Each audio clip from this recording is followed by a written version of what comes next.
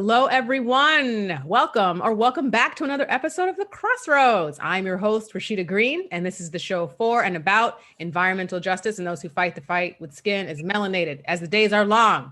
Knowledge is power, and we are out here breaking down the stereotypes one episode at a time. So today, I'm real excited because I'm joined by my e-friend, my virtual friend, who I've only met in person literally one time. And he's been a guest on the show before. If you have a chance, please go back and listen to episode 9 of season 1, The Many-Faced Plant. I'm joined again by friend to the room, Erik Range. Erik. Hello. Thank you for having me again. You know, it has been too long. COVID, I think, definitely put a damper on everybody being able to see each other and touch. But, you know, I think we're getting adjusted to the virtual Zoom calls and connecting with people that way. So either way, it's good to catch up with you to be on the show. I'm glad that, you guys are still doing great things. Oh, yeah. So, the way we normally like to get the show started is by giving flowers. I have to think of a person to give flowers to, but this is the part in the show where we honor someone either in our lives or someone who's had an influence on us that we want to honor on today. So you can start while I think. I got to think. Okay, absolutely. Well, if I had to give flowers to anyone, there's a lot of people I could give flowers to, right? You know what I mean? Like, for the first person that always comes to mind to me is my wife, just, right off back because of the support that, I couldn't do what I do or be who I am without just having a real partner in life and in business in many cases. But today I'll give my flowers to a mentor of mine, an old college roommate of mine, who goes by the name of Bees. His name is actually Bjorn Hendricks. It was just last year that he and I, we've always been in contact, but it was last year that we connected on a business level. And he has just been, to say the least, the fire under my behind over the last 6 to 7 months. And not just, pushing me to do more, to be better, but really and truly kind of turning on that light switch to even shift my mindset. You know what I mean? To be able to step up to that next level. And so, he's a guy who's built multiple 7- and 8-figure businesses and has really, been pouring into me and so many other people too. So that's who I'll give my flowers to. If you're listening, Bees, shout out to you, brother, man. I love you, man. Yeah, I love it. And you know what? Actually, I'm jokingly going to give flowers to Michelle Obama's bundles, but I am also legitly going to give flowers. Actually, in the same vein, I'm going to give some flowers to my best friend who her name is Celestine Burrell. And she actually is a fashion designer and a seamstress based in Atlanta, Georgia. And I'll drop the link so that you guys can follow her and check her out. But she's definitely, like you mentioned, she's always been someone that I've admired and followed because even when we were in college, I remember her sewing clothes when we were all like, let's go party. And she's like, girl, I have to make these clothes. Like that was her whole MO. She did not have time to mess around. And I've always wanted to emulate her in that way of being a business person. I didn't think I had it. And it wasn't until recently where I realized, like, actually, I think I do. And she's definitely been an inspiration to me, and she continues to be an inspiration to me. So I'm going to give Celeste. Isn't it crazy how you have to look back sometimes, and it's just like, what was I thinking back then? I know. When I was living with this guy, when we were living together, physically living together, he was working on his second bachelor's. I was working on my very first bachelor's degree, and he was learning. Sheesh. At the time, I remember him studying Mandarin. This guy now has warehouses in China and has a team over in China because they do. And it's just like, if I would have saw the writing on the wall back then, I could have skipped ahead 10 years, but, luckily I've woken up now and now I recognize him for all of his greatness. But, back then, I don't know what I was thinking. You're like, you're a weirdo. I don't even know why you're doing this. God. Now you're like, man, he was on to something. Exactly. Yeah. So, but it happens. It wasn't my time yet. Now it's my time. It's about alignment. And speaking about alignment, that's why we are in the place. So That's we have a few things to talk about. We got to talk about M for MM, Minorities for Medical Marijuana, which you are still the chairman of the board. We have to talk I about, am. what they're doing, all that amazing stuff. And then we got to talk about the things that you've been personally working on. So before That's we get right. there, let's talk about Minorities for Medical Marijuana. Like, I've since you've been on the show before, I've talked about it. It's an amazing organization that helps, literally as it says, helps minorities understand how to navigate the cannabis and CBD business, and also just if they do have any type of legal or social activism they want to get involved in, you guys offer opportunities and pathways to make that happen as well. So, like, in light of everything that's been going on, like, what are some things that that M for MM has been working on that you're, most proud of, or just that are Yeah. just like on the ball right now? Honestly, M for MM is one of the most proudest things that I've ever been a part of. One of the things that I've been a part of that I'm most proud of. I've been able to do a lot of cool things in my life, but this one has just really opened so many different doors, has taught me so much. I've seen people's lives change because of the work that we do, and it's just very rewarding. And I do believe, I'm a student of history, and I studied organizations of the 60s who were part of the civil rights movement. And I'm not saying it's just because I'm a part of the organization, but I really do feel like there's going to be a time where we look back on history and we look at the ending of cannabis prohibition in the United States, and there are going to be some very clear organizations and people who were instrumental in making that happen. And we're certainly not the only group out there fighting for minorities, but I definitely think that we're one of the best that are out there. We have been very, very fortunate to be a part of a lot of different conversations and fight for people who don't even know they need fighting for at times. And so it's been such amazing ride. Last year, we had so many things planned for 2020, and then COVID hit. You and me both. You would have thought, though, honestly, when it first hit and we were starting to get shut down, and in fact, I was on my way back out to New Orleans for a wedding that very weekend when my state decided to shut down. That same, everywhere across the country started to shut down. Mm-hmm. And, my first thought was like, man, this is just going to crush everything we had planned for this year, because, we're such a grassroots, organization. We Right. thrive off of the people who are in these communities, helping to kind of be the face of our organization and bring people to the table so that we can educate them. Right. And that's tough to do when you can't start, when you can't meet in person. And so, at first we really had to spend a few days just kind of really thinking, okay, how do we now move forward? Because this was March of 2020. We still got 9 other months out of the year. Like, what are we really Just about sit to inside. do this year and still have impact? Right.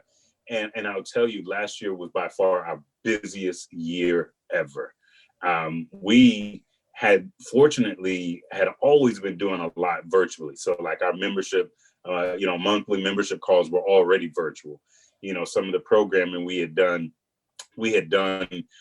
virtually before. So it was almost like, okay, let's just go back to doing virtual. Let's just do, a few more than we had done before.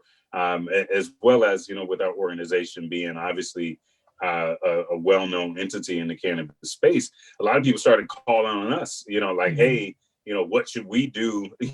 Here we are, we're a group of white men, and we recognize, George Floyd has just, been shot and killed, and we don't want to be seen as that group that is unresponsive, to what's going on, and out of touch. And so a lot of folks started asking us, what can they do? How can they partner with us, and so on. And so, yeah, I mean, it was interesting, but it led us to do something that I thought, if I had to put a highlight on 2020 for us, we did a program in late June called More Than a Moment. And, it was speaking directly to, it wasn't so much as a calling out as it was a calling in. We had a lot of organizations, not just in cannabis, but across the country, across the world, with the whole blacking out of the IG page and the, Black Lives Matter Twitter post, and, you know what I mean? that is all well and good. You should do that. It's necessary to do that. But if that is all you're doing, Right. then you're missing the point. You're missing what this is about. And this isn't just a moment. This is a movement. And this is a movement where we as a society have to really take a step back and think about, you know, we've been doing a lot of talking. We've been doing a lot of diagnosing. At some point, we actually have to take action. Yes. You know what I mean? You know, if George Floyd was the catalyst, then, you know, so be it. But, you know, you've known for a long time that if all you have is white men on your board or in your executive team, that you're missing the mark. That shouldn't have been news to you because of George Floyd. Yeah. And so, you know, we really took a moment to you know, create this event. We worked with another organization in the cannabis space that, you know, fights for minorities, Minority Cannabis Business Association, you know, otherwise known as MCBA. And we partnered with them. We're the two largest, you know, groups in the space. And we wanted to show solidarity and show that, you know, this is more than a moment. We can do more, and so can you. And so that was what it was all about. We had a 2.5 hour program, all virtually. We had, you know, conversations around what people can do, concrete. I mean, we even put up like concrete things that people can do. So if you host a cannabis conference, here are some things you can do. If you're in media, here are some things that you can do. If you're a corporate business, you know, so it was taking that excuse of, well, we don't know what to do, and giving people very concrete things. And if I'm not mistaken, that document is still up on our website. People can still go and see that and see what they need to do. And so we had people like the son of Notorious Big, you know, B.I.G. I saw that was on. You know, we had the CEO of the most profitable cannabis company in the country, Trulieve. She gave an address. We had another Black-owned globally traded cannabis company.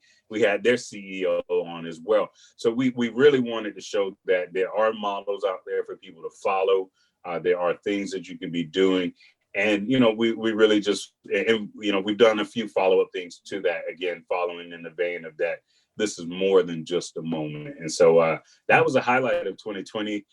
We got plenty of things lined up for 2021. You know, we have, I think the first thing, and I probably note that's probably the most immediate thing, is in February, I want to say 27th and 28th, we're doing our signature cannabis business licensing boot camp. So in Michigan, they're getting ready to open up some new licenses there. And so we're going in and training people. What do you need to do to pull your application together? What do you need to be thinking about from a legal standpoint? So we bring in lawyers. You know, I've done a workshop on, you know, product development and, you know, all of the different things that you need to consider, SOPs, you know, your standard operating procedures. You know, how do you pull all of those together to get your application where it needs to be so it can be successful? And, you know, helping people to partner up and team together. So, you know, again, our organization, we fight at the policy level. There's certainly quite a bit that we got, a lot of work that we got to do at the federal level, and given the new, you know, dynamics of our federal government, we could potentially see some movement on that level. And so we're going to be active at the federal level. We're going to continue to be active at the state level and helping to write and draft policies that make it, you know, easy for minorities to participate. You know, and then continue, you know, to educate our communities and educate our minority professionals on how to get into the industry. So, you know, that's what it's all about for us with InfraMN. So taking a step, like a higher level step back, when we're talking about, there's been a lot of changes, obviously, legislatively, of course. And, you know, there was some states that had marijuana legalization or at least decriminalization coming up on the ballot. And as a matter of fact, for folks living in the state of Maryland, the legislative session is going on right now. And there is a bill on the floor right now to legalize marijuana. So call the peoples. But the question that I have is for folks, what's the difference between decriminalization and legalization? And like, what does that mean at a federal level versus like a state level? And even a local level. I'll go that deep Yes. into it for people, because, you know, honestly, if there were one question that everybody should know, is that distinction between decriminalization and legalization. There is probably nothing of greater consequence to our communities than this particular distinction. So decriminalization is the reprioritizing and the adjustment of the criminality of possessing cannabis. That's what we mean by decriminalizing. We're taking something that is known and all, well, prior to now in all 50 states and at the federal level was something that was a criminal offense, which meant you almost guaranteed jail time, right? Mm-hmm. Unless you get off, you're lucky to get a nice judge or something. It almost always guaranteed that you had some type of jail time associated with it because it was a criminal offense. It goes on your record. It impacts you when you're going to get loans and financing. It impacts you applying to colleges and universities and getting financial aid. It impacts you getting housing. This piece is so important. And so decriminalization typically starts, well, not let me say typical, because a lot of states have done it differently. In my state, my home state of Florida, we started at the local level. So you had local cities and counties decriminalizing first. And the way that they did it was they reprioritized it at the local level, meaning for your local police department, the priority level is still illegal, but the priority level of making an arrest or something, it dramatically decreased. So you may only get a charge in those cases, for marijuana if there were other cases, other charges that were already there. They may go ahead and add that in. But when they decriminalize it, it gives the officer, and this is where I have some issues with decriminalization, it gives the officer discretion on whether or not to write a citation or to arrest.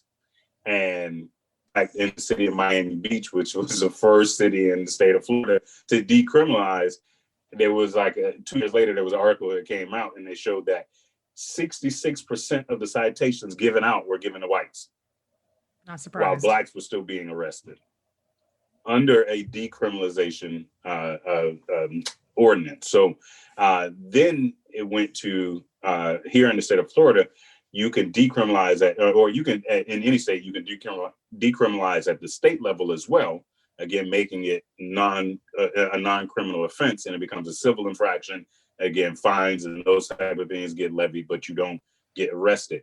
In a conservative state like Florida, we've had a decriminalization bill entered probably the last 5 years. But the way politics works, just because a bill is entered or filed doesn't mean it gets a committee hearing, which means it never makes it through the committee process, which means it never makes its way to the floor for voting. So in essence, it goes nowhere. So it's been a symbolic bill over the last 5 years. But again, George Floyd and everything that happened last year in 2020 has now, now it's like, oh, maybe we'll consider decriminalization now. You know what I mean? It's stuff like that happens. So it's that's decrim, right? Legalization is drastically different. Legalization means that we're no longer going to allow it to be a criminal offense or a civil offense, meaning it is lawful for you to possess it as long as you abide by, the certain rules that may be in place in terms of the amounts that you can possess and so on. Because again, there's always going to be rules on whether or not you can possess, for distribution amonts versus personal amounts. You know what I mean? And there is a difference. Yeah. So, I'm like, and so we should expect that there going to be some rules surrounding that, right? Yeah. But when you come to legalization, even with legalization, there's some nuances there, right? There's different ways that you can legalize. Right now, it's illegal and classified as a Schedule I drug, which means the federal government says that there's no medical benefit to the plant and that it is highly addictive. That's what Schedule I drugs are typically, right?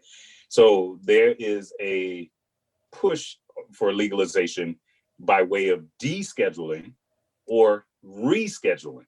Those are the two different frameworks. If you reschedule it, meaning you take it from a Schedule 1 to, say, a Schedule 2, now you make it legal for those who have a pharmacy license to distribute. So, of course, you have those people who have those professional licenses who would like that to fall under their umbrella, who would be pushing for you to deschedule to a Schedule 2. If you deschedule to a Schedule 4, then it gets treated much like your Advils, your Tylenol, and so on and so on and so on, right? If you completely deschedule it, meaning you take it off of the schedule of drugs, illicit drugs, then it is it doesn't fall into this category of whether it's medicine or whether it's a supplement or whether it's it becomes legal for you to possess it, just period, outright. It's descheduled. It's not, the DEA will no longer have any type of enforcement, oversight over that plant once it is completely descheduled. If it is rescheduled, then you will still have some level of oversight coming from the DEA to ensure that there isn't, plants going out the back door, stuff like that. So yeah, that, I mean, I know it still might be a little nuanced for people to understand. Yeah. But what I'll say is this, and this should make it very, very clear. We absolutely want for decriminalization to happen. We do want decriminalization at the local, the state, and the federal level. Yes. But descheduling does not protect us in the way that we need to be protected. We absolutely need federal legalization. Okay. And for MM and our organization, we are, we have people who fall on both sides, people who want it descheduled, people who want it rescheduled, so we haven't taken a firm stance as an organization. But at any rate, we want whatever laws come after legalization at the federal level for there to be equity, for the entire bill to be looked at through an equity lens. So, that's just an important thing to note, that decriminalization is good, but it doesn't do enough. We need full legalization. So if you're somebody who is thinking, you know what, I don't smoke the plant, I ain't trying to smoke the plant, I don't want to promote people to smoke the plant, at least you can agree that you don't want people to get locked up for it, especially when it's us that's getting locked up. Like, there's at least, we can agree at least there, give right? us that. Don't kill the vibe. Jeez. Exactly. People shouldn't have to go to jail for liking to smoke. Nobody should have to ever go to jail again for this plant, nor should there be people still sitting in jail for this plant. Not when you got people out here making multi-millions. It is just that it is the biggest oxymoron, but we're full of contradictions as a country, and we are. So it's like that should be one we should be able to get rid of. I agree. I completely agree. The fact that you can go into any store and there's CBD oil just on the shelf and you can just purchase it. And I'm like, people are in jail, have their lives messed up, or have come out of jail and are just now becoming aware that they can get these charges expunged from their record.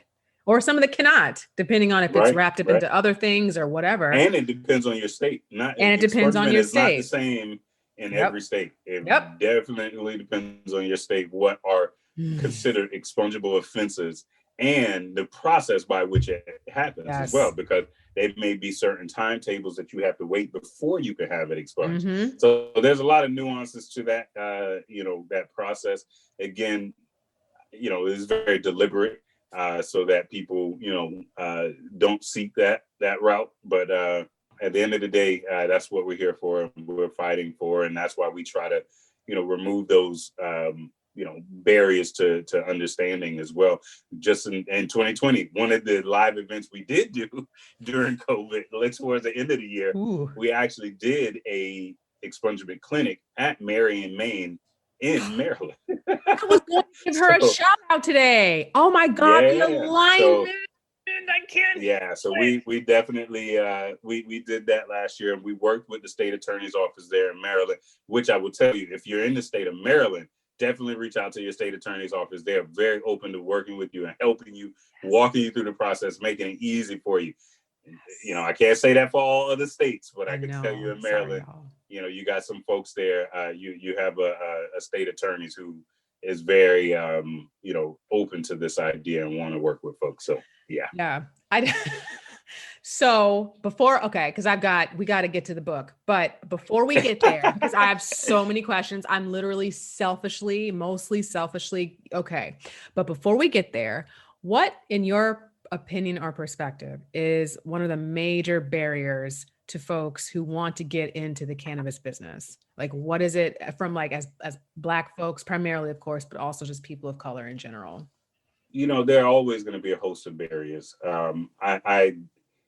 Part of that mindset change that I was telling you about, that shift, is that, I think me as an individual, I've been working on this, and we as a, I think as a culture, as a people, have to work on this as well. We got to get out of this mindset of, what's the best way to put it, scarcity, and get into a mindset of abundance. Come right? on, Erik. Damn it. So yeah, I told you. Come on, man. 2021 gonna be different. It's Yes, it no other way is. to put it. Yes, it's gonna be different. But I say that to say, there are tons of barriers to getting into this industry, but in places where the barriers have been removed, you still don't see us getting in. In case in point, in the state of Florida, you know how much it costs you to get a cultivation license to grow hemp in the state of Florida? No. $0. Zero. Damn. Now I'll tell you, I sit on the hemp advisory committee for the Department of Ag in the state of Florida, and that was one of the things myself and other advocates we fought for, because we believe that if you remove the barriers to entry, then people will just come. If you just make it to where if I meet the requirements, I get a license, people will come, and you'll be surprised, people still don't come. Wow. To be able to, get into processing or selling products or any of that. The license is only $650. $650. You would think people were beating down the door to get in, but we're not. And part of it is, again, because our mindset is focused on the medical marijuana side, or the recreational. And we got to get out of this term of recreational. We should be talking about adult use. Adults can feel free to use the plant however they want to use it. That's medically, right. recreationally, whatever, right? But we focus a lot on those parts of those segments of the industry. And I agree that is absolutely vital. We should be a part of medical marijuana, because we saw in COVID that the healthcare disparities that exist in our community. I think we've always known them, but they were highlighted for the rest of the world, right? So that's another reason why we absolutely have to have licenses under medical marijuana programs. But we also have to have them under the adult use programs as well, right? We were the ones who bore the brunt for the war on drugs. We absolutely need to have ownership in this industry. But when we focus on just those parts of it, when we focus on only having to grow, indoor grow or outdoor grow, when we focus only on dispensaries, we're literally overlooking everything else that this industry is. This is a real industry. A real industry. And so what that means is anything that you can think of that any other industry would need, this industry has a need. I'll give you an example. I actually just put up a post where, and my post was about this, and this is why I'm taking the route of, there are barriers, but the primary barrier, to answer your question, is ourselves, right? I've, over the last 3 to 5 years, talked to hundreds of people about getting into this industry, poured every piece of information and knowledge I have into people, whether they paid or not paid, just giving information, giving ideas, helping people take their ideas and come up with concrete steps of what to do. And most people never take the first step. Conversely, I had a young lady who I spoke to about 3 weeks ago, and she wanted to get into farming. Her family had farmland, and she wanted to put it to use. And so we started talking, and I didn't discourage her from trying to start growing hemp. But what I did tell her was, like, you're not a farmer. Don't get into growing. Either hire somebody to do that or whatever. We could put that land to use. I said, but then, as we talked more about what she did, I was like, really and truly, you shouldn't be looking at anything like growing. Your skill set is needed in this industry. You should be starting a business with your skill set. And 2 weeks later, and I told her to go do some research, validate it. figure out, whether or not what I'm saying is actually true. She came back to me 2 weeks and she was like, oh my God. She was like, in the last 2 weeks, I've heard so many people talk about how they have this exact need. I'm not gonna give her need away because I don't want nobody to go out there and Stealing steal it. her idea. Yeah, you But thieving thieves. but at Yeah. the end of the day, what she has is something that can be golden for her, and she doesn't have to go and learn a new skill set. Which, when we have to learn a new skill set, you got to build a business, and then you say, another thing that people say is one of our issues or barriers is access to capital, right? Well, part of the reason why we have issues with accessing capital is because, one, we're stepping outside of our box, our skill set. So we're stepping into something new. So that investor is looking at it like, can you really deliver on this? Or we don't have the people on our team that can back up and say, that we're going to be able to deliver on what we do. So imagine if you stuck in your lane and you could say, the last 20 years, this is what I've been doing. Right. And now I have interest in this cannabis industry, and here's how I'm going to make money doing exactly what I've been doing the last 20 years. Now I'm just turning my attention to this industry. Now the investor is like, well, damn, you've been doing this the last 20 years. You must know what you're doing. Right. Now they're ready to invest in your business. You know what I mean? So, again, we have barriers, but many times the biggest barrier is ourselves. So that's part of the reason why I wrote the book. So I guess that's a great segue into it is. The book, right? Just sells itself. Listen, the serendipity is just unbelievable. It's unreal. You know what I mean? I love it. So, yeah, man. So I got this book coming out, and I wrote it because of what I was seeing. I have been so fortunate to work on so many different projects to help write people's application, to help connect and build teams, to help people with their marketing, to help people, with their business plan, or help to flesh out ideas. Like, I've done literally so much in this space, just been fortunate.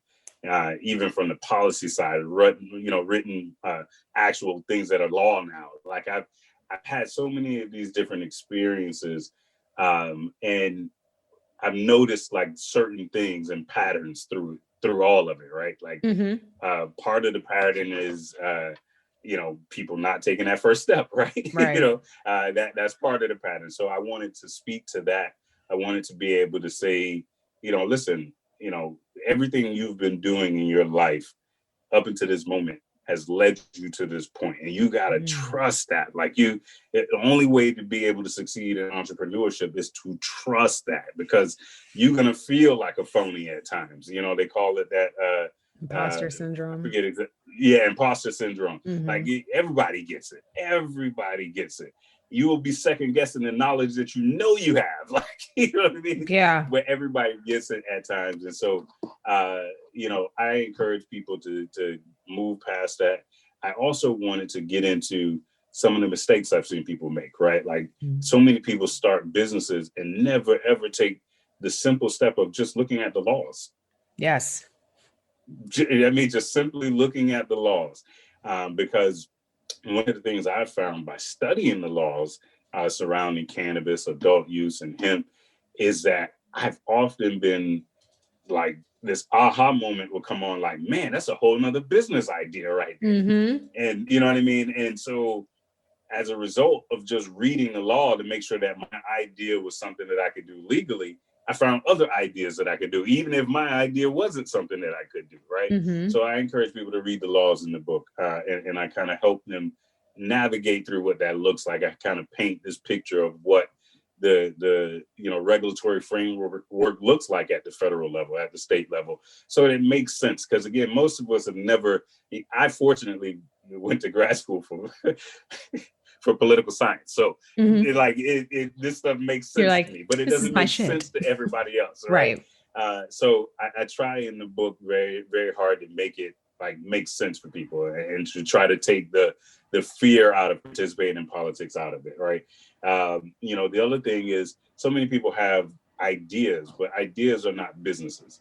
And there's a very clear distinction between, something that's an idea that might do well as a hobby versus something that is a true, has true potential for a business, something that you can get investors to get behind, something that you can take and scale and sell beyond just your family and friends, right?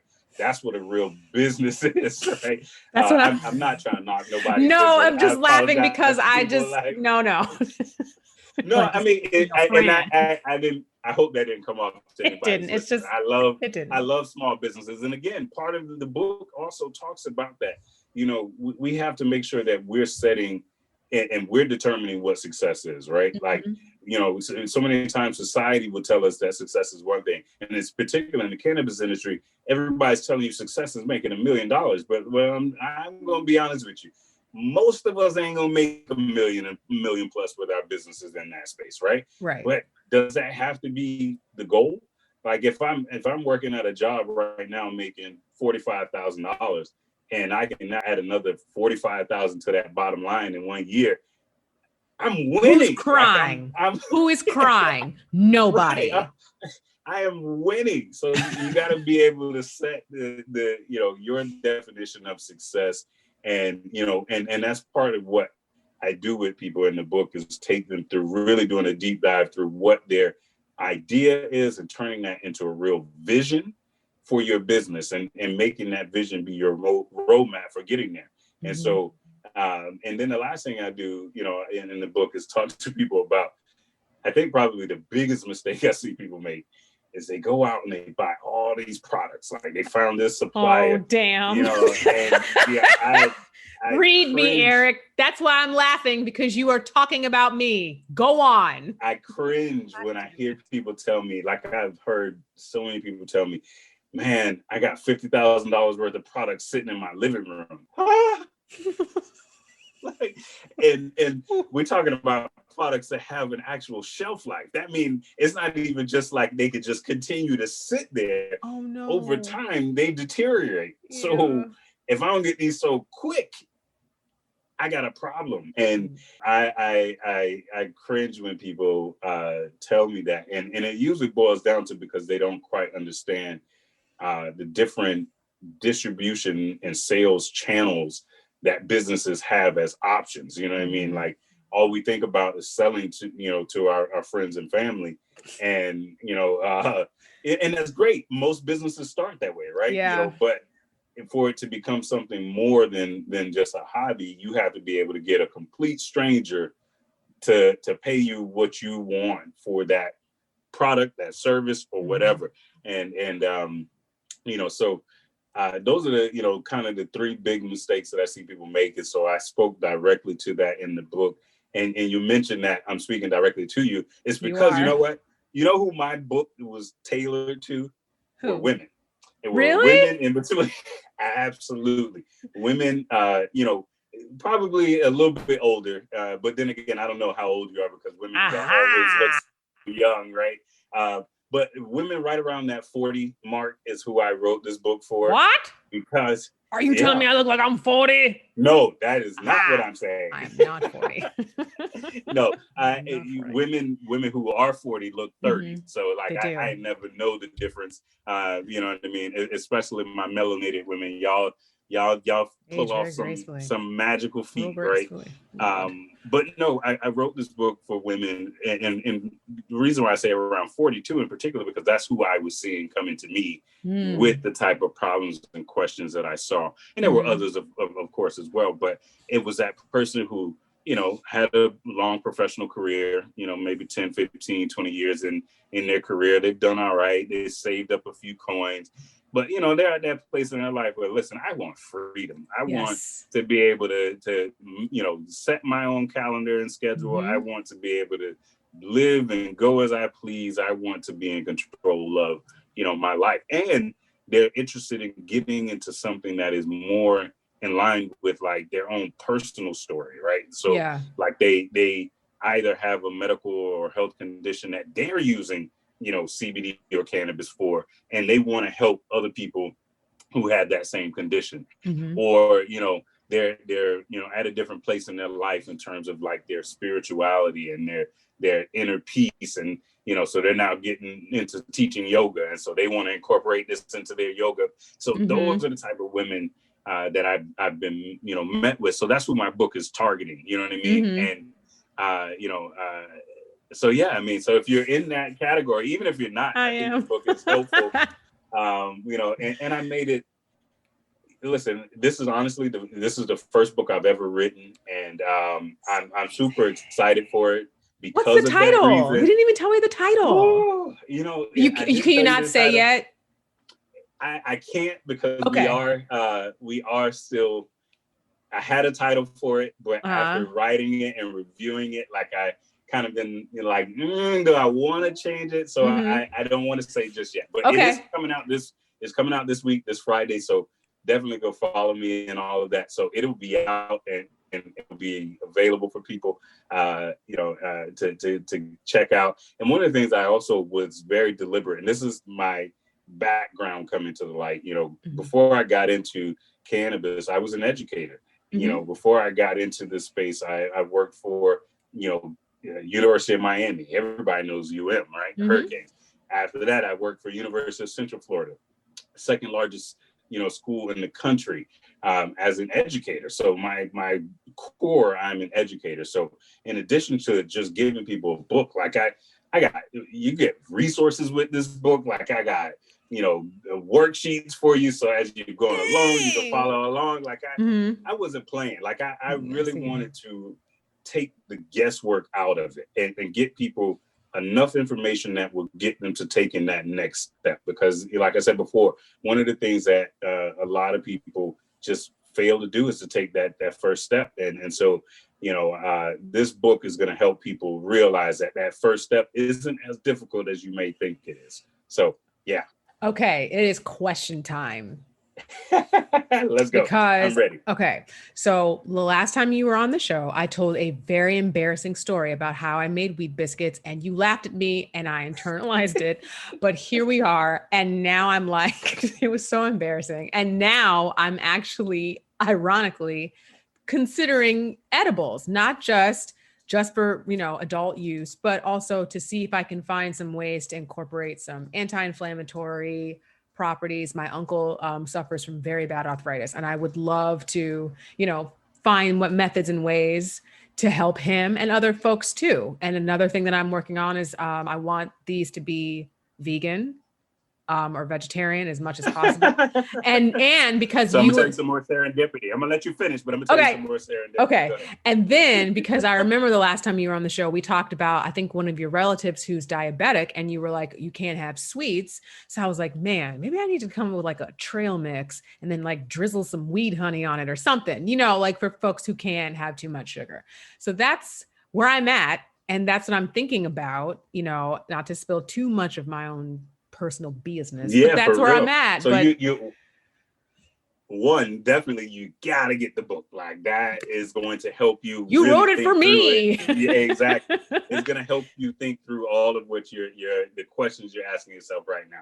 But the piece of serendipity I want to give you as well is that there may be an opportunity for you to start something that is a part of a brand that's already developed, right?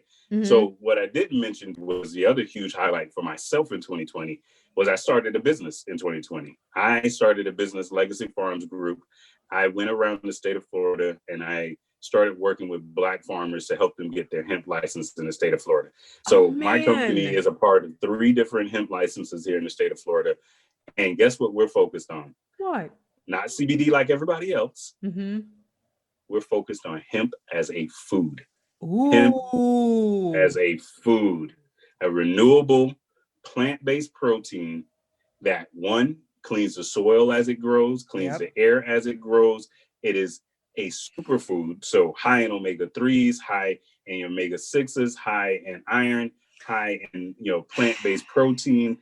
And so that company, our forward-facing brand is called Hemp and Fork. We actually launched that at the end of last year. And so you can go to our website right now, hempandfork.com, and you can check that out. And part of what we are working on currently, and Lord willing, we'll be able to release this later this year. But we're working on a franchise model for that, for individuals to take our hemp heart, right now we only have our one product out, which is our hemp hearts. and that's the inner core of the hemp seed. And so plant-based protein, you can sprinkle it on smoothies, you can put it in your desserts, you can cook with it, you can put it in your oatmeal, on salads, all of that, you name it. But we also have other products that we'll be releasing this year as well.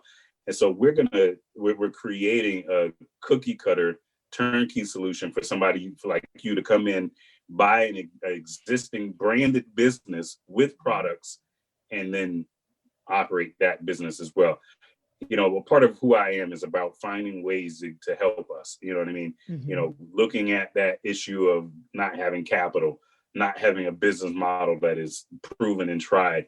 If I can help remove that barrier for people, you know what I mean? That's what it's about. So that's something else that's coming down the line. Oh man. We do a virtual cooking show every month, where people can check out how to use and incorporate hemp parts into your diet. And we're not, and the host of the show is actually a vegan chef. Okay. And we do a lot of vegan dishes, but we also do some other dishes that are not vegan, because we don't want people who are not vegan to, be discouraged. Because at the very least, in 3 tablespoons of hemp parts, you get 9 grams of protein. Wow. 3 tablespoons of hemp parts, you get 9 grams of protein. So imagine if you can replace one of your other meat proteins once a day and add these 3 tablespoons. I had a doctor tell me that a doctor in the cannabis space who's done a lot of work. I don't know if you've ever heard of the Knox docs. Definitely go look them up. They're a family of doctors, the father, the mother, the daughters, all of them are cannabis doctors. And they've done significant research on the endocannabinoid system and so on. And I had a chance to ask the mother of the doctors, what her thoughts were about hemp as a food source, hemp grain, because our products don't contain the THC and stuff that gets you high. It don't contain CBD. It's just food, right? And I asked her about that in treatment of medical conditions and in supplement with other cannabis products like your tinctures and your flour and all of that stuff. So, and you know what she said to me, and it just blew my mind. She said, if the world were ending and there was one food source I would want to have available to me, it would be hemp seeds. It blew my mind because I'm still doing my own research and learning more and more about the product that we have. But it is a product that really and truly, and what we're looking at as a company is to, how we have an impact on food deserts, and our Black and brown communities. In fact, we are a part of a group that is actually doing a trip over to Senegal in March. Again, Lord willing, we'll be on that trip. But at the very least, we're sending product over there because they do a rice distribution every month and they feed 200 families. So we're going to send some of our products over there to do the same. This is a product that when we look at things like food scarcity around the world, when we look at things like global warming around the world, and I know your podcast has a huge environmental justice focus, our products fit directly into that. This is why I get excited about it. Our motto for the company is eat food that matters. Eat food that matters. And our 3 pillars are healthy eating, healthy living, and healthy environment.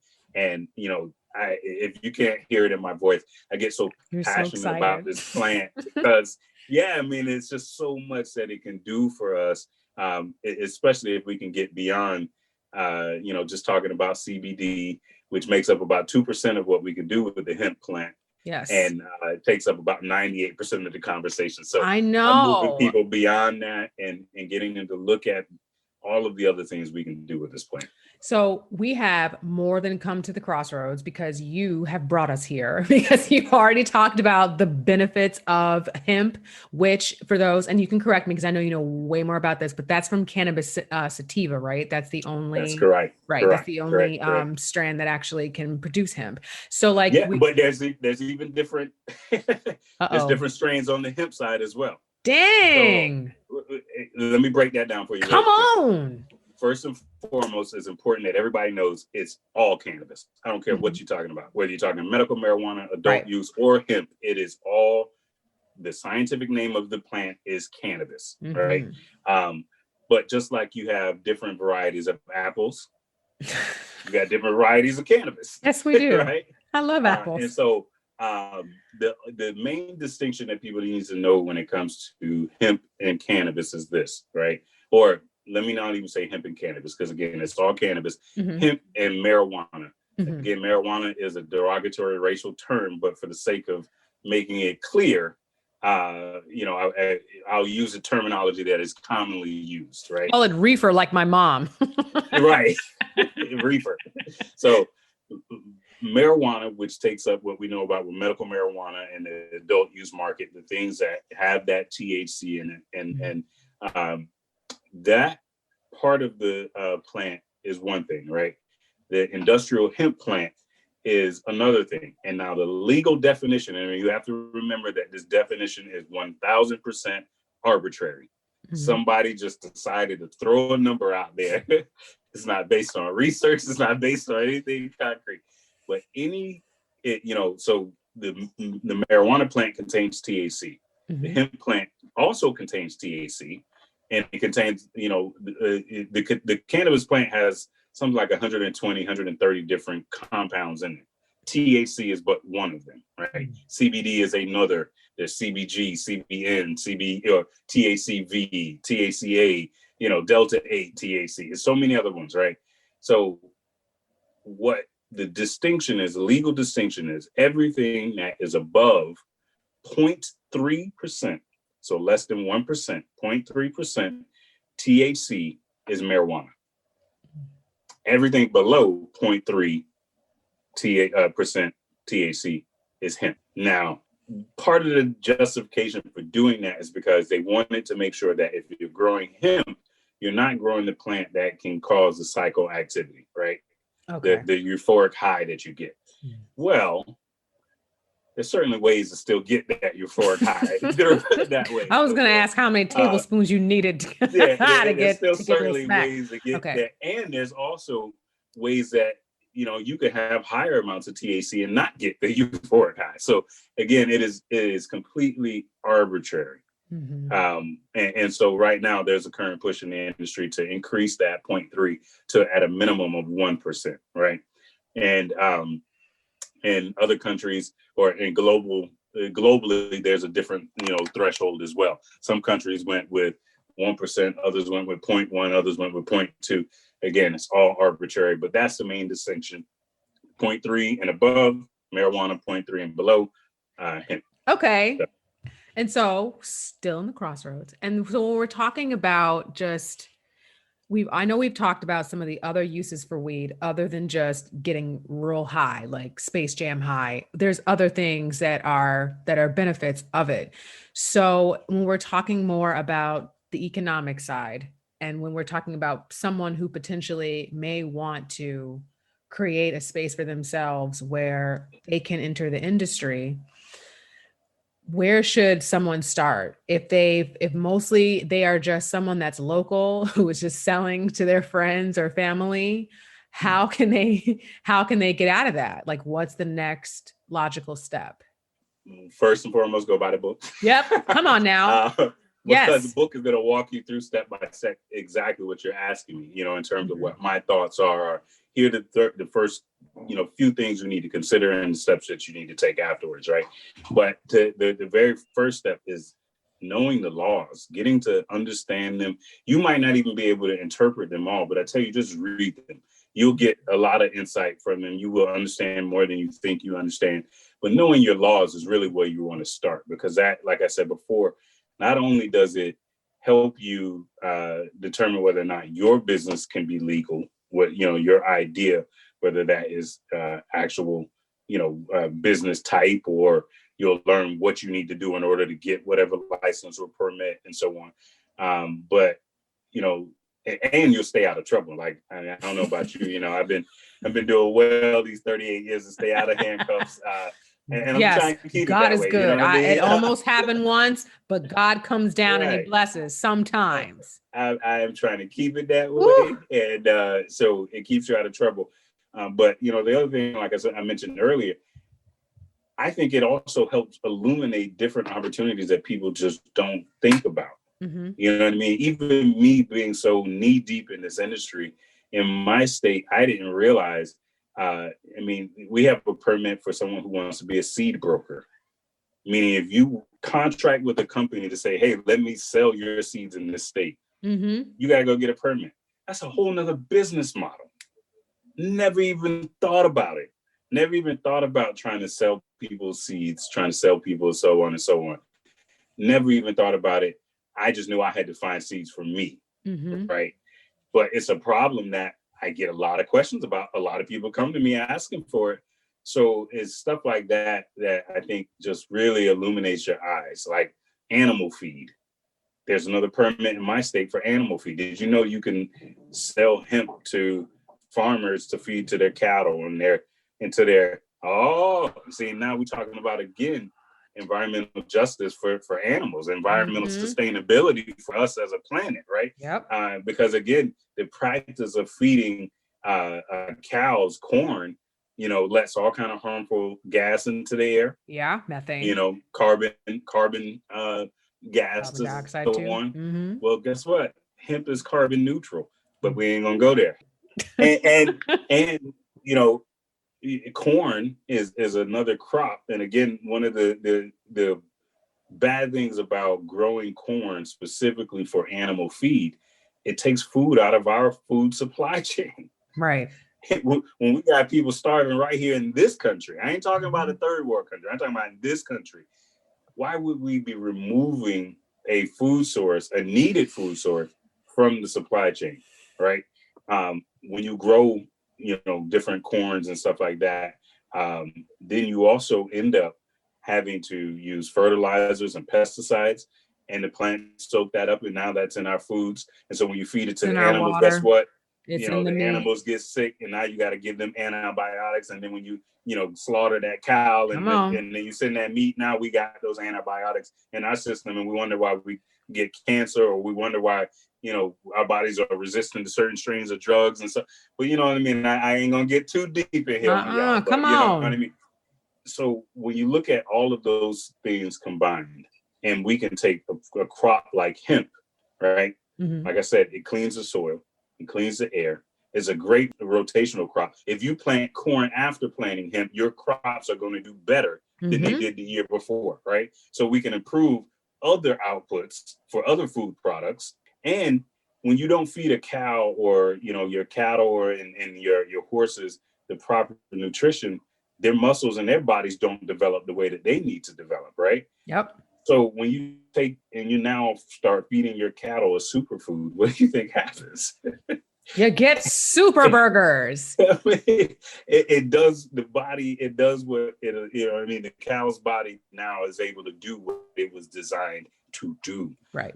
And so again, these are all of these are some of the reasons why I chose to go this route versus CBD. But there's something like 25,000 known products that we can make from hemp prior to modern day technology.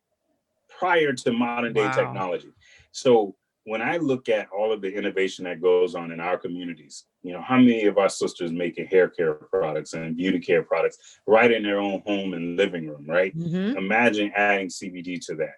And now you may not have made your business, from a $10,000 business to $1 million business, but you might have added something to your bottom line, right? And so that's the type of innovation that I want to continue seeing, is us, providing products that solve the problems in our communities, right? We know we have dilapidated buildings and failing infrastructure and so on. Well, hemp, we can build concrete out of it, and we make hempcrete out of it. We can take hemp and insulate homes. We can, we can do building materials with this. We can make particle boards with this stuff, and we can rebuild our communities using this very plant. I have an interest in doing a research project where we take hemp and we go into urban communities where you find a high prevalence of brownfield communities. Again, I told you the last time, my background is a little bit in this environmental justice and science background. So, I know a little something here.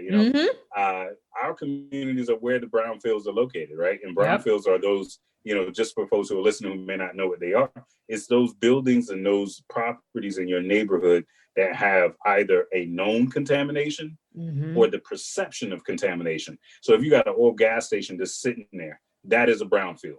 Yep. If you got an old dry cleaner that's just sitting there, that is a brownfield. If you got an abandoned house that's just sitting there deteriorating, that is a brownfield. And so I am curious to see, because hemp is a phytoremediator, meaning it cleans the soil, I'm curious to see what we can do with that in our inner communities. Can you imagine doing an urban garden using hemp to clean up our— Yes, I can. See, y'all don't hear me. Listen, I was just talking to the peoples about phytoremediation last week when I was talking about mangrove. Well, actually, am I spilling the tea? No, I'm not. The last episode that I put out was about nuclear testing, and I talked about phytoremediation as a practice that was kind of originated in the 90s after Chernobyl as a means to help absorb carbon from the atmosphere and just harmful chemicals, period, in the atmosphere. So Yeah. alignment. Yeah. It is absolutely so much more that we can do with this plant. We just got to move beyond the and that's one of the things that I also fear for our communities, is that we get caught up in that shiny thing sometimes. As I said at the onset, I'm not against anybody getting into the medical marijuana space or the adult use space, but I need some of y'all start looking at this hemp space too, because at the end of the day, look. Yeah, at the end of the day, I don't want to keep making hemp cookies. was lumped in with marijuana in 1937 when we outlawed the plant, right? But we didn't outlaw this plant because of what somebody could roll up in a joint and smoke. It was all those other industries that we were threatening, like synthetics, like renewable fuels, like food, like textiles and fabrics. That's why we made this illegal, is because those groups who were over the DuPonts of the world, the Rockefellers of the world, those people, before we even knew what the term lobbying was, they were the ones who were funding these political campaigns. So they were the ones who made sure that it was outlawed, right? But our government used to pay farmers to grow hemp. Bet you ain't know that. During wartime. I think I did know that. I think I did. I might have. We sure did. And slaves used to grow hemp for our slave masters. Lord Jesus. I got a friend of mine who does a great history of hemp in Kentucky, because Kentucky was like the hemp capital of the world for a long time. I didn't know that. He's gone back and traced so much information dating back to slavery and dating. So again, this plant ain't new to us. It's true to us. This is, I tell people I named the parent company to Hemp and Fork is Legacy Farms. And I named it that very deliberately because we're creating a legacy for ourselves, for our employees, and our farming partners, right?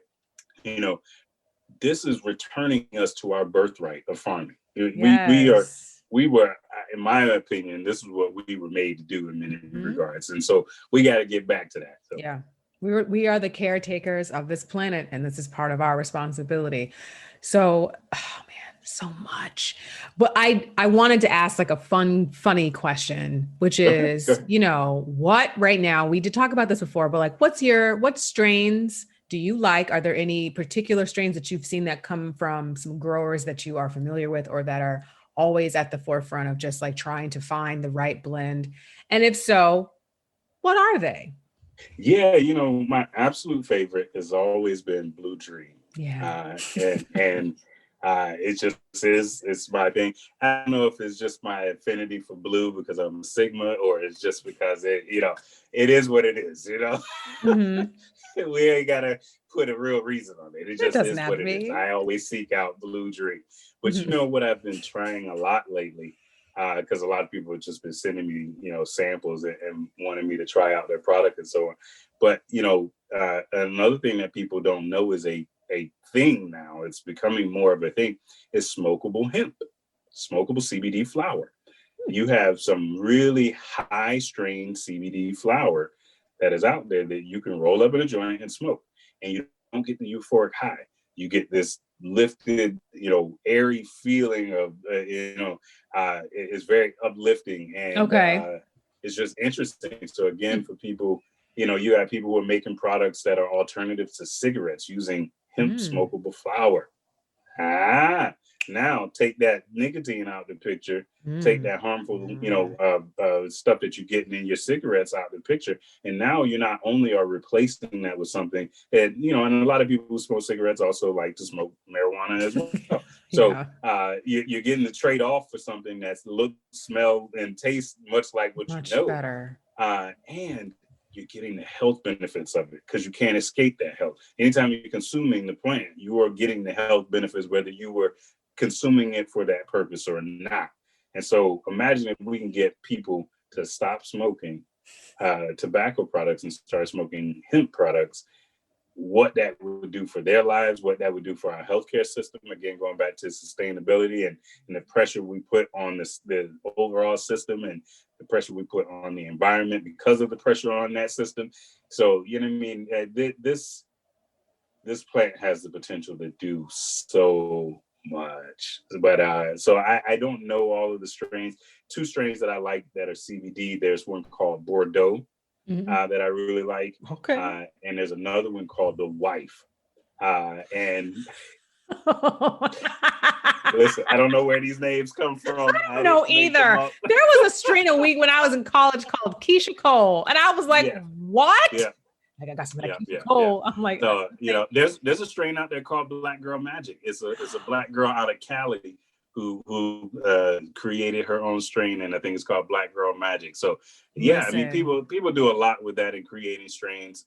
I don't get too deep into the strains because it really and truly, the real effects don't come from the strains. The real effects come from the terpenes.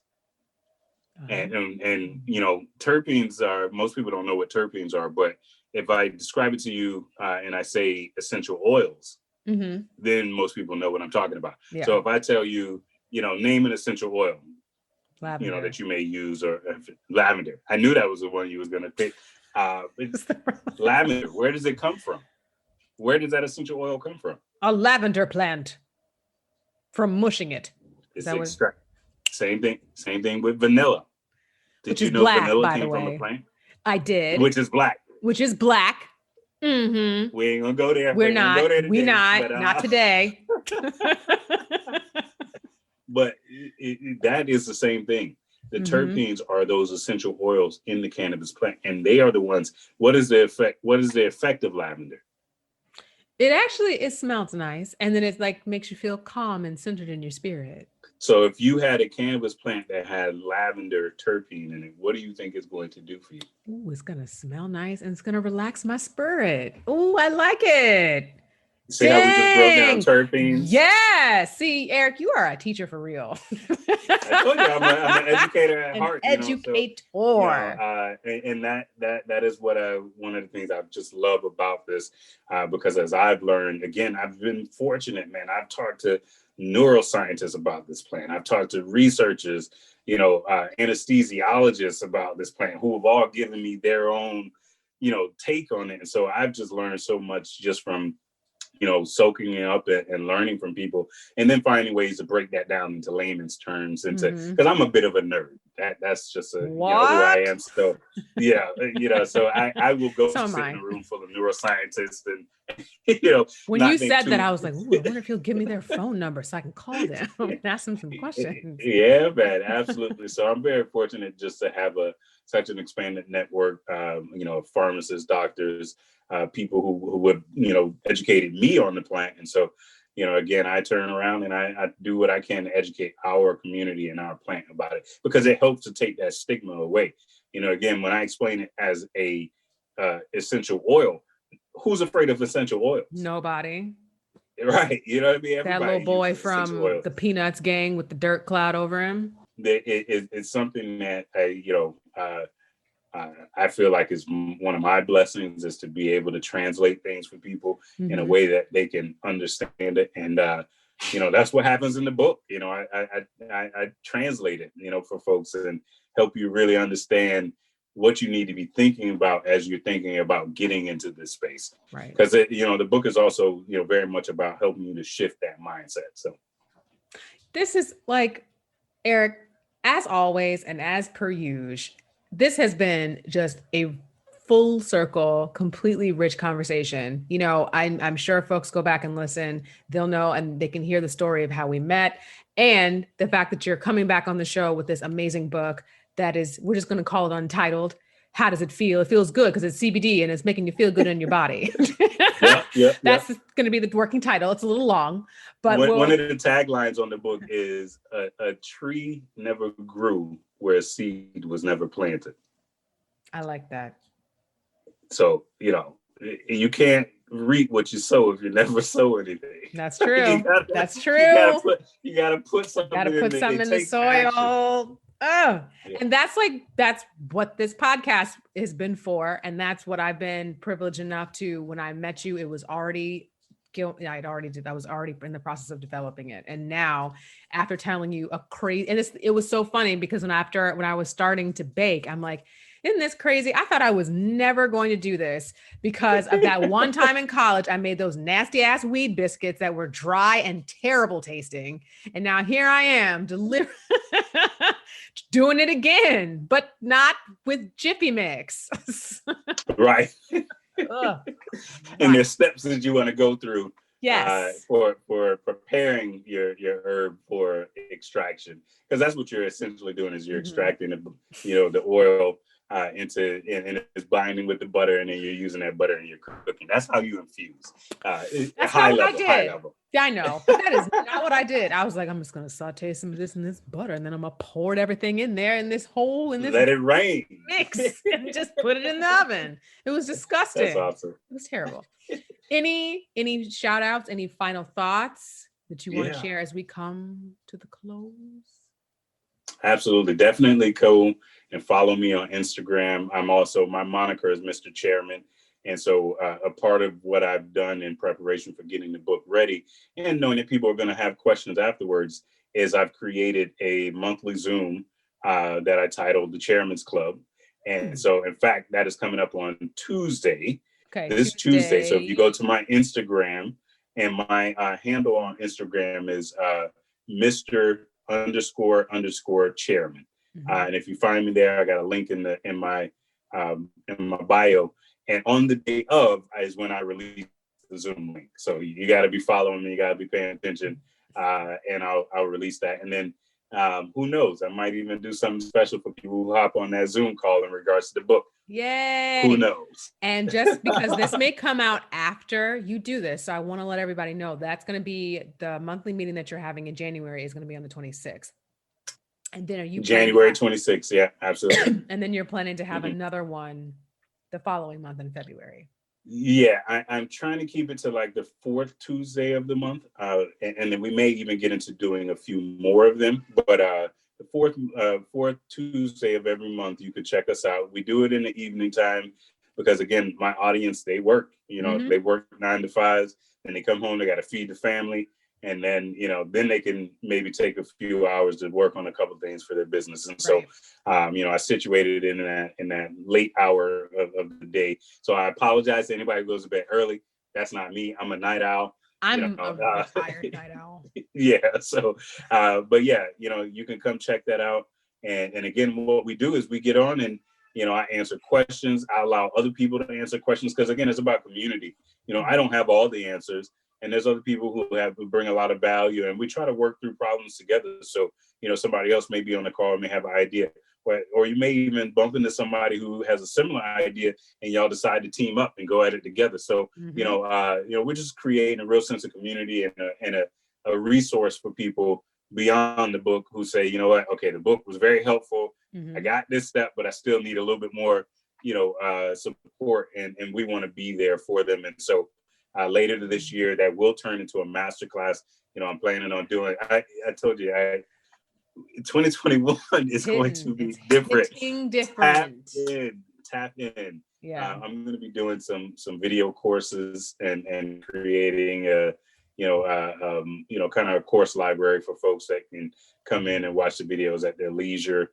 And so, if you're somebody who, ironically, like me, who doesn't really do the whole sitting down and reading a book thing, like I need the audio version, or I'll watch a podcast, or or listen to a podcast, or watch a YouTube video. we got something coming for y'all too. Okay. You know, we're I'm gonna old make some school. videos. I We're gonna do, yeah. love, give me a research paper. I will, I will let the computer read it to me. I will highlight, I will take notes by hand Yeah. and listen to videos. And I just do it. I kind of just do it all. I can't help myself. Yeah. And when I do sit down and read, I find that I am better focused when I read and listen at the same time. Oh, yeah. I find that don't know too. why. Because it's Otherwise, the seeing I and get the spaced listening. out. Yeah. So I get it. But yeah, so look out, man. Follow me, tap in. I'm also on Twitter, but I'll be honest, I don't utilize that as well as I You probably should. You should. should I'm get on on LinkedIn. Twitter. Yeah. And follow me It's because I coming. just be on there talking Clubhouse crazy. has made me Oh, Jesus. you Are know, you getting use it a little bit more. Clubhouse? I am in Clubhouse. And it's been a great thing, but it's also one of those things where I'm a busy person. I got businesses to run. Like I have to set my intentions. I haven't been on Clubhouse probably since last week Monday was the last time I was on, because I go on with Roz. Roz, the founder of M for MM. She does a weekly room, and so I go in and support her room as well. So I'll be on there on Monday again. But you're like, but other than that, so yeah. No. But I host rooms. I just hosted a room just past Thursday. I take that back. I was on Clubhouse just this past Thursday. We hosted a room on diversity, equity, and inclusion, just in general, but we gave it a little tailor to the cannabis industry, helping businesses again with that, beyond a moment. What else could you be doing? Right. How do you keep moving the needle forward, and so on. So, I'm all over the place, man. Just tap in. That's all I can say. If you're really trying to make moves this year, you definitely want to stay abreast of everything I got going on. Yeah, man.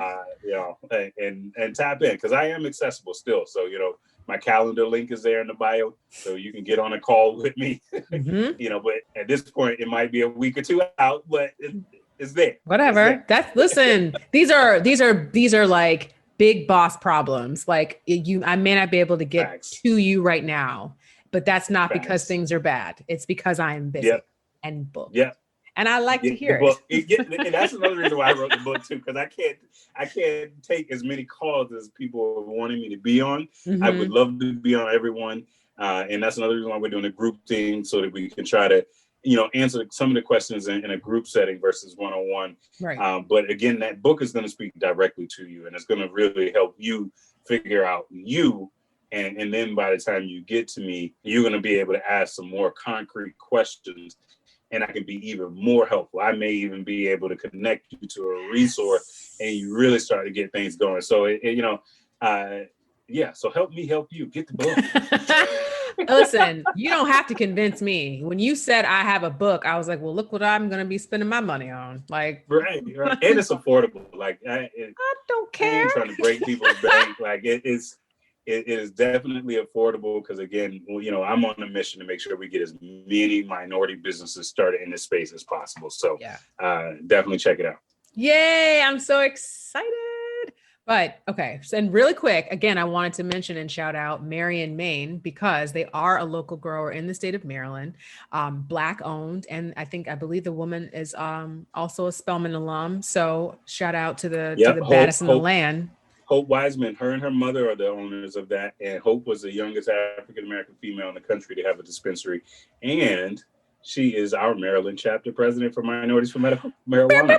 So you could even talk directly to the boss lady herself. I know. I can't even handle it. It's too much. It's too amazing. I can't deal. It's too much. We have some amazing people with the organization. That's one of the benefits. I tell people, get involved, because you're going to meet the who's who of minorities in this space, because a good portion of them belong to our organization. So, and you guys have, in addition to having your legislative priorities, you guys also have, I saw that you're hiring, and you also on your website, and you guys also have an internship program that's available for folks in college, for college folks. So like, there's a lot of great things that are going on. And so like, you need to be applauded. M for MM, Roz needs to be applauded, because the brand is brolic. It's growing, and it's amazing. It is growing, which is why we need some people. So if you thank you for bringing that up. You are welcome. We actually just hired a COO. because as much as I'm the board chair for a number of years, I've kind of played board chair and COO. So Mm-hmm. I'm kind of glad to relinquish that a little Yes. bit. And so we're bringing some new folks on in the organization to keep doing what we're doing. We're actually establishing an office on the West Coast as well, so that we Yes. can be a little bit more accessible on that end. Mm-hmm. But we then last year was another year for us. We took our international level even further. You know, we have a chapter in Wow. Toronto, one in Jamaica, and now one in London as well. Yes. I love it. I love it. Yeah. I am Erik. It's always a pleasure. I have appreciated this time. Thank you so much for joining me. And everyone, please follow Erik. Will definitely tag him in all posts, and please check him out on social media. Please check out M for M. I think it's m4mmunited.org. Yeah, Okay. m4mmunited.org. Absolutely. I do my homework. Ow. That's right. Yep. And we're in for MM United on Facebook and Instagram, so you can follow us. I tell you, we put out a lot of free content information. That's another great place to start in educating yourself. You know, we do even more for our members as well. $100 membership for the year, one of the cheapest out there, but you'll get that $100 return on investment within 60 days. I promise you. Bet. Yeah. Everybody, thank you for joining me. And we will see you again at the crossroads. Yep, I will certainly be back on again. You better come back on, because you know what I'm saying? It's not going to be no long time like it was before, even if I got to stop you or whatever in the streets again. Yeah, no, I'm glad you connected. I'm glad you reconnected, because it can get hectic for me. So, but it's good. But it shows you that, hey, listen, years I'm still here. I'm still the same guy, still accessible, you know, and I hope to remain that way, you know. So, yeah. But thank you again. You are welcome. Thank you.